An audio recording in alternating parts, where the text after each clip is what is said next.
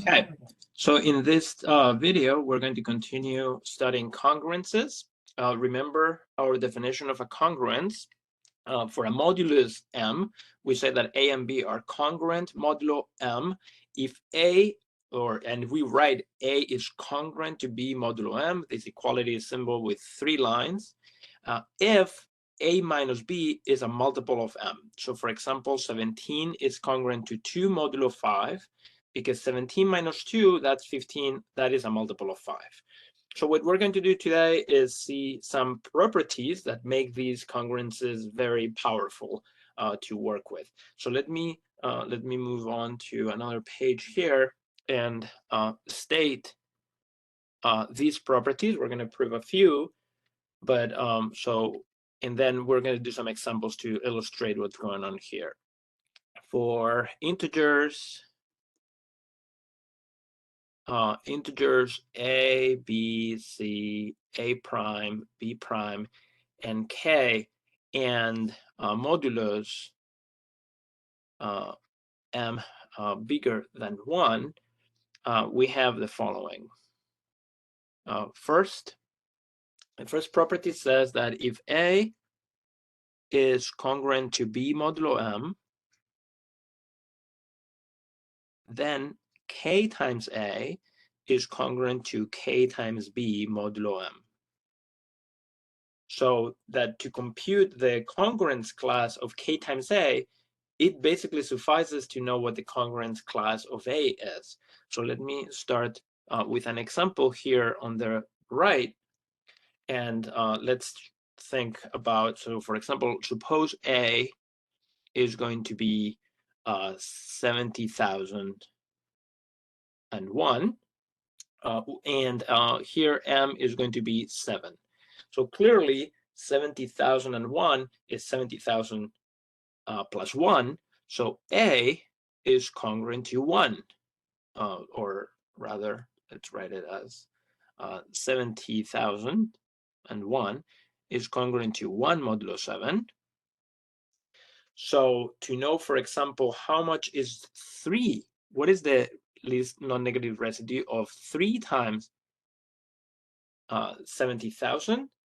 What this is saying is that this property here is telling me that if A is congruent to B modulo M, to compute the class of K times A, I can compute the class of K times B. So here's A is congruent to B, B is 1 here. So 3 times A will be the same as 3 times B. So instead of computing, I don't need to multiply 3 times 70,001, I can just compute 3 times 1, which is clearly 3 modulo 7. So whatever 3 times 70,001 is, which is not that difficult to compute, but in here, I know now that the class will be 3. Okay, so that's one example. Okay, what else do we have? The second part, let me actually, because there is already an A and a B here, it's better to write. This is the first part. This is the second part, is that if A is congruent to B modulo M, and B is congruent to C modulo M, then A is congruent to C modulo M. So what this is saying is that actually congruences are transitive, that if A is congruent to B and B is congruent to C, then A is congruent to C. I'm not going to illustrate that. I think that's pretty clear, but let's see what the next one says. If A is congruent to B modulo M, then A to the ith power is congruent to B to the ith power modulo M for all I bigger or equal to 1.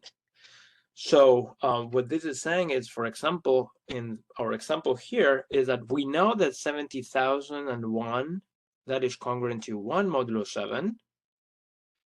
So what if I want to compute what is the class of 70,001 to the 13th power? Well, that is a very large number. So in a computer, we don't want to first compute the 13th power and then do long division by 7. Instead, what we're going to use is use this property here to show that, well, this has to be the same as this class 1. I'm going to reduce first the base and then raise to the 13th power, but 1 to the 13th power is clearly 1, so that is 1 modulo 7, without having to raise 70,001 to the 13th power, which would be a lot of computation. And then the last property here is that if A is congruent to B and A prime is congruent to B prime modulo M, then first A plus A prime is congruent to B plus B prime modulo M. So I can reduce each one of the terms first and then add. And A times A prime is congruent to B times B prime modulo M. So this is saying that I can reduce before multiplying. So for example, now let A be like before, 70,001, and let B be 3,504. Then what is the least residue, the least non-negative residue of this number?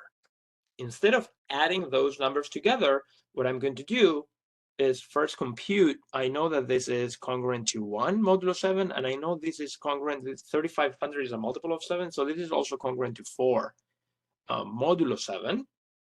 So this part, this here, tells me that I can reduce each one first before I add. So that is 1 plus 4. So this has to be 5 modulo 7. And I don't have to do some addition of some large numbers. Similarly, if I want to multiply,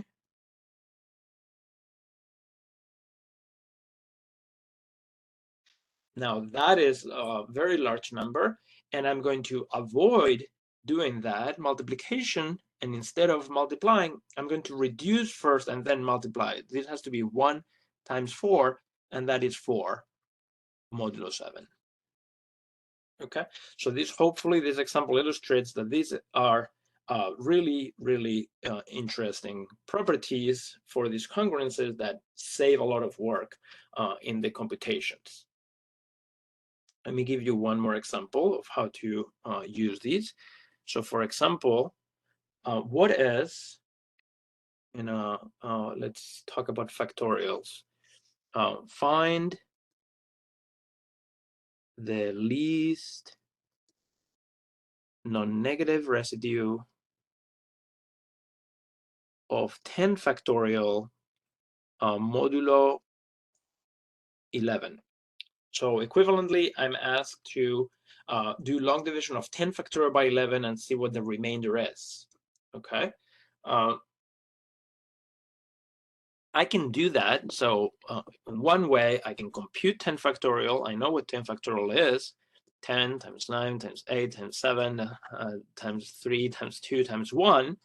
Multiply it all together. That turns out to be 3628800. And then the long division. And the long division tells me that this is 329890 times 11 plus 10. So the answer is 10. Okay, so we know then that, so it turns out, so 10 factorial will be congruent to 10 modulo 11. This is some fact that we will see later on, actually. So later on, we will see something called Wilson's theorem that explains this behavior. But in any case, before we see that, let's compute this in another way. So to compute 10 factorial, I'm going to compute the residue, I'm going to use the multiplication and addition properties, or rather the multiplication property we saw before. I'm going to write them all. And without having to multiply all these numbers together, I'm going to find the non-negative residue. So what I can do here is reduce each one of these terms modulo 11. So, okay, so what about 10? 10 is already a least non-negative residue, but I can also replace it by other numbers that are convenient to me. For example, 10 is congruent to -1. So I'm going to replace this by -1, 9 by -2, 8 by -3, and so on, -4 and -5. And then I'm going to leave 5, 4, 3, 2, and 1 alone. Then I can start, let's see, what I'm going to use now. I'm going to use the fact that 12 is congruent to 1. So these two multiply to 12. So from here to here, I'm going to use the fact that 3 times 4, that's 12. And 12 is congruent to 1 modulo 11. Okay, so these 4 and 3, 4 times 3 here, and also -3 times -4, that's going to give me also 12, and that is going to be just 1. So this is actually -1 times -2 times 1 times -5 times 5 times 1 times 2 times 1. Okay. All right, what else? We also can do, so I can multiply, let's see.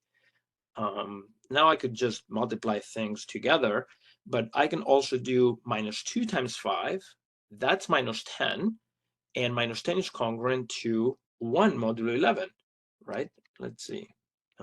So from here to here, rather, whoops. But let's use this color here. From here to here, I'm going to use that -2 times 5, that's -10, and -10 is congruent to 1 modulo 11. Okay, so I'm going to pair this with this and this with this to get another two factors that are just 1. Okay, so this reduces to -1 times 1 times 1 times 1 times 1 times 1, I think, a bunch of ones. So this is just congruent to -1, and -1 is congruent to 10 modulo 11. So that is my final answer. And here, all I've used again is just this property over and over again. I've used this property many times, and some tricks that have helped me figure out how to compute things easily without multiplying any large numbers. All right. Let me do one more example. In the previous video, I actually asked what is, so the question was, is 4 to the power of 3001 minus 1 divisible by 5? Is that a multiple of 5? Equivalently, if it's divisible by 5, that means that that number is in the class of 0 modulo 5. So the remainder is 0 when I divide by 5. So equivalently is 4,000 or 4 to the 3001st power minus 1 congruent to 0 modulo 5. Okay, this, by the way, is a fact, a very important fact,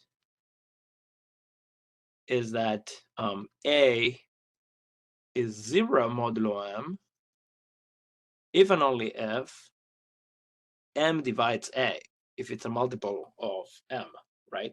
So we can use that fact to convert divisibilities into congruences and vice versa.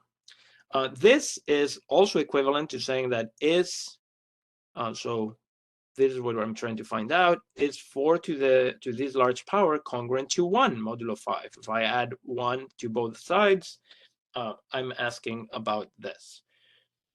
So let's see, what can I do?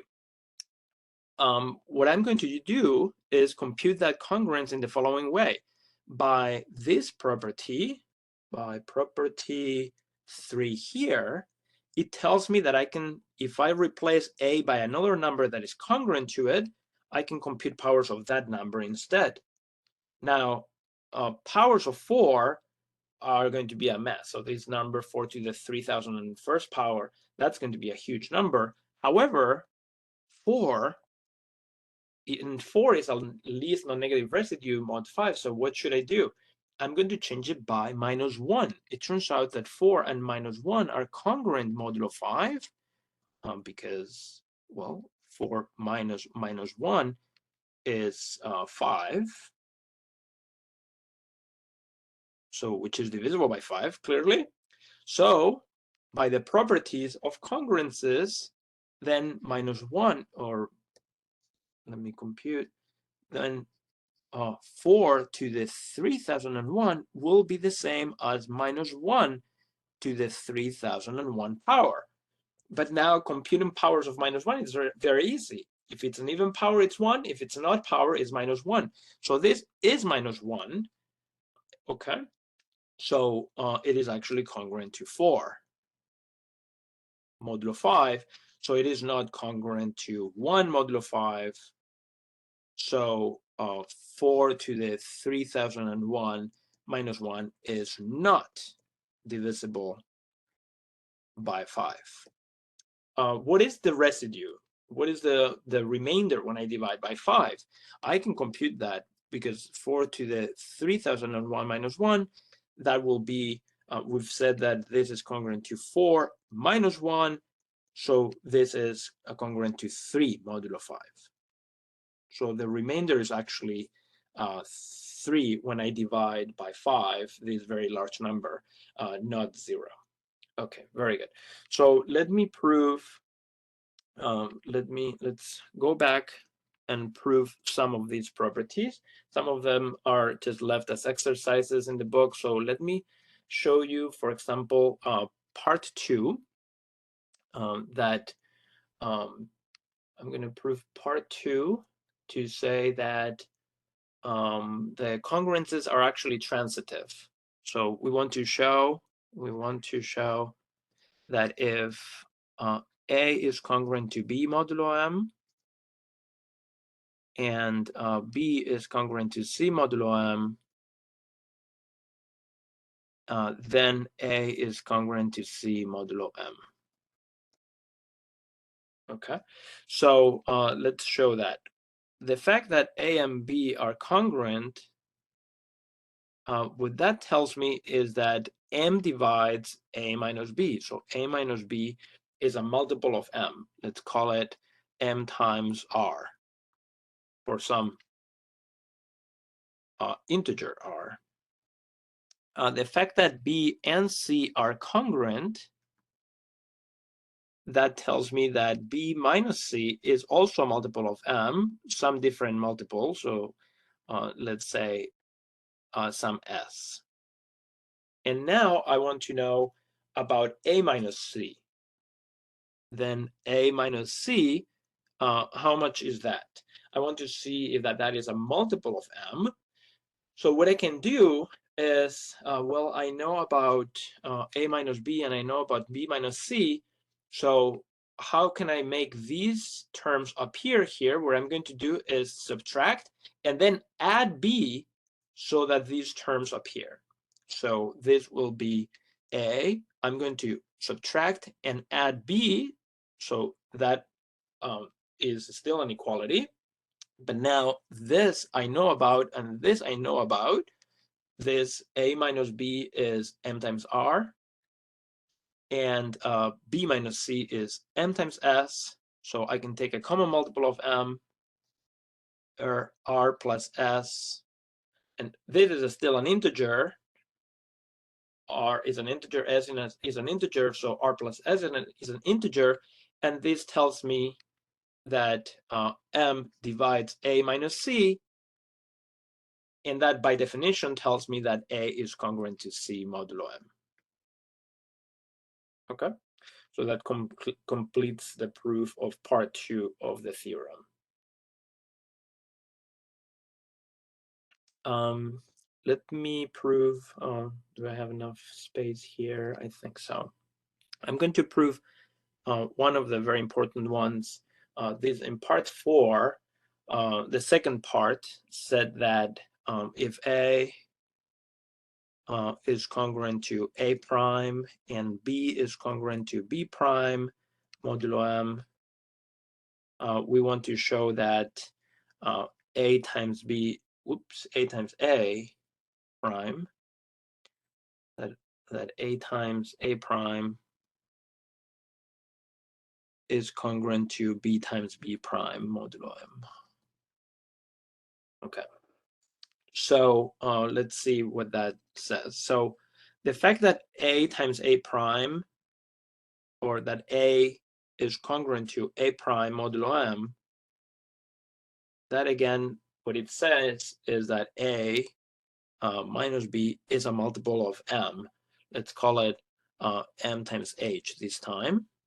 And the fact that b is congruent to b prime, what that says is that that was not supposed to be a minus b. This is that a minus a prime. This says that b minus b prime is a multiple of m. So let's call it m times k for some h and k integers. Great. So now let's see, how much is a times a prime? A times a prime, first actually just an equality. I'm going to solve for a here. A is a prime plus m times h, and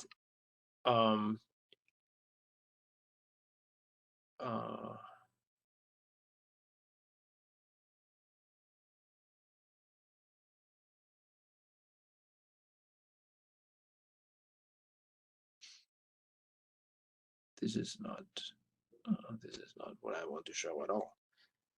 Let me backtrack. I'm sorry.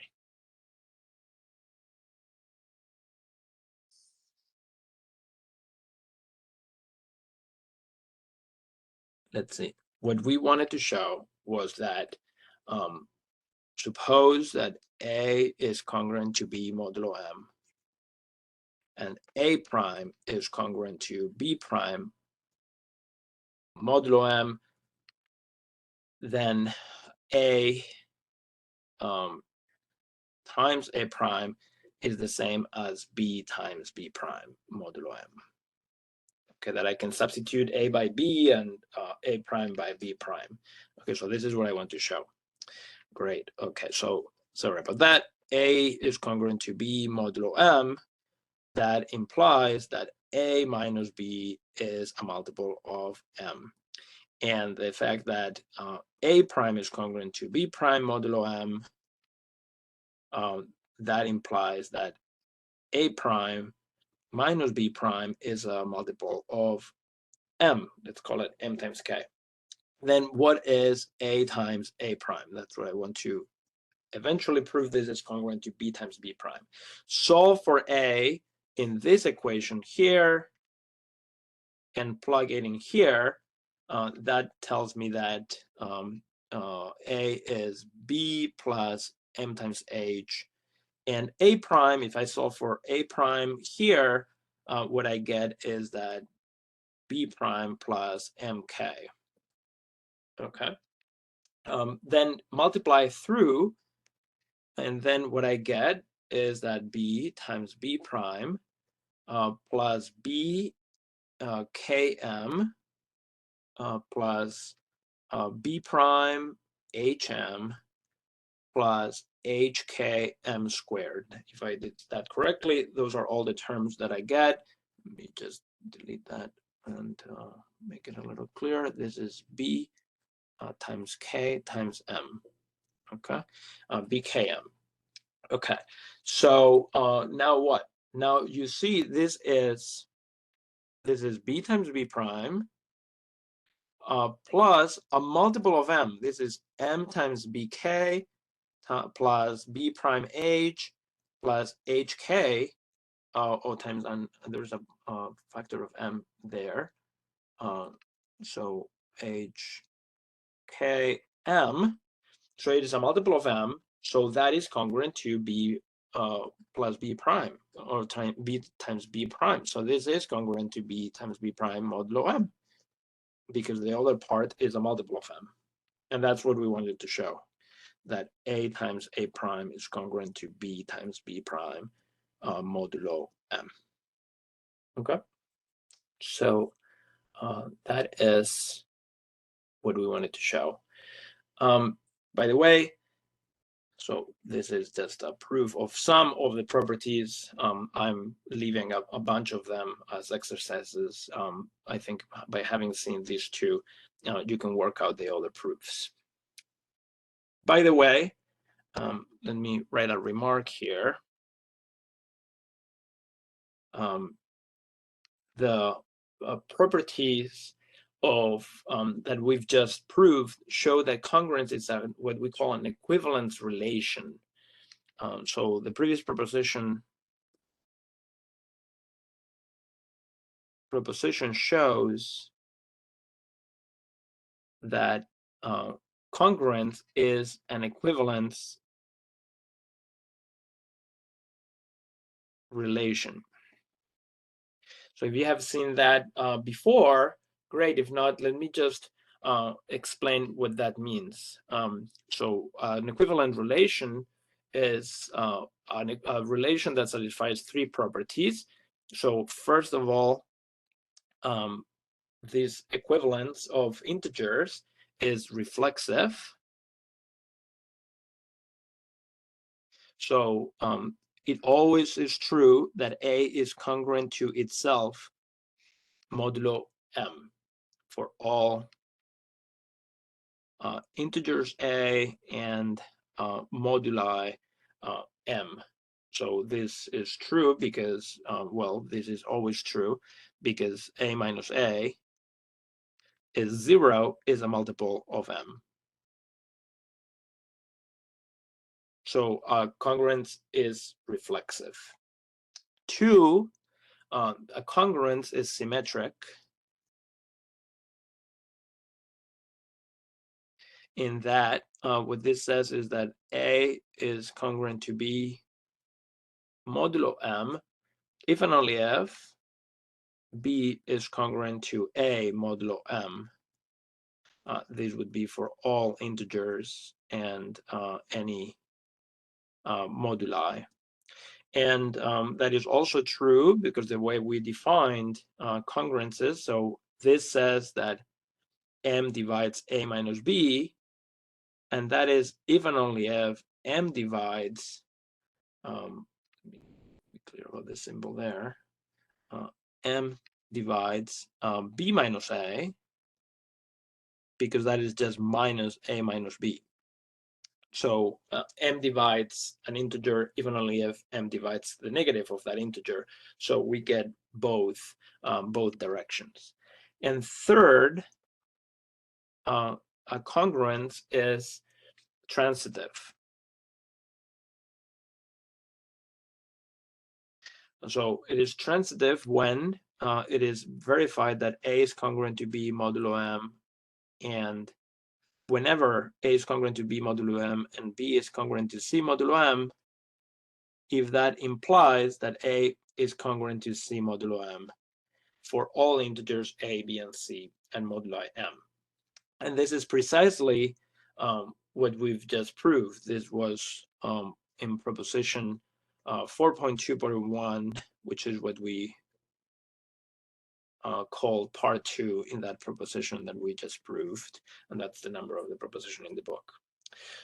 So this proves that congruence is an equivalence relation. If you've seen congruence, if you've seen equivalence relations, this sets an equivalence relation on the integers, and then there are equivalence classes, and the equivalence classes are actually could correspond to the congruence classes that we've talked about before. All right. Aside, so that is just aside. If you've seen congruent or equivalence relations before, just so you know what's going on. Let's do some more examples, a couple more examples of computations. So, for example, let's compute that what is the remainder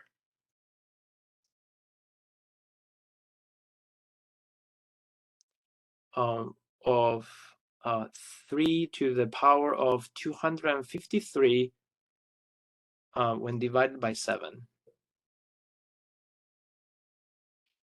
Okay, so equivalently, what this is asking is what is the least non-negative residue of 3 to the 253 modulo 7.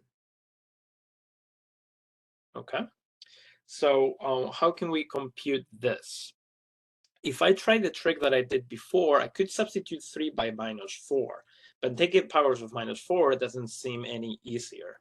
So I'm going to start just taking powers of 3 and see what happens, okay? So here's a solution. There are many ways of doing this, but let's check what happens with the powers of 3 modulo 7. So I have 3 modulo 7, then 3 squared, that's 9, and 9 is 2 modulo 7. Okay, so the second power is 2. What is 3 to the 3? 3 to the 3, I can take powers of 3, that's 27.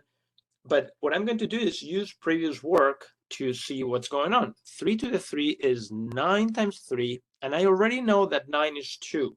So I'm going to substitute this 2 here, so I don't have to multiply two large numbers.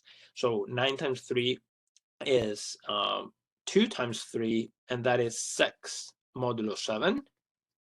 Now that is interesting because 6 is -1 modulo 7. So that tells me that, for example, 3 to the 6 will be, well, 3 to the 6 is 3 to the 3 squared. 3 to the 3 I know is 6 squared, and 6 is -1. So -1 squared is 1 modulo 7. And now I like that because I know a power of 3 that gives me 1. Then how can I use this information to compute the power, the large power that I want? Well, I'm going to do long division of 253 by 6, because every sixth power, so if I start doing 3 to the 6 times 3 to the 6 times 3 to the 6, that will always be 1. So I want to know how many powers of 6 are there within 3 to the 253. So 253, that is 6 times 42 plus 1. And that tells me that 3 to the 253, I can use the rules of exponents, okay, to write as 6 times 42 plus 1. And then here use the rules of exponents to write this as, well, 3 to the 6 to the 42 times 3. And this is 3 to the 6 to the 42nd power. And 3 to the 6 is 1. Here's where I'm going to use this fact here to substitute 3 to the 6 by 1 to the 42 times 3. And now that's super easy. That's just 1 times 3, which is 3 modulo 7. So actually, the least non-negative residue of 3 to the 253 is just 3 modulo 7. Okay, so that is my answer. Very good.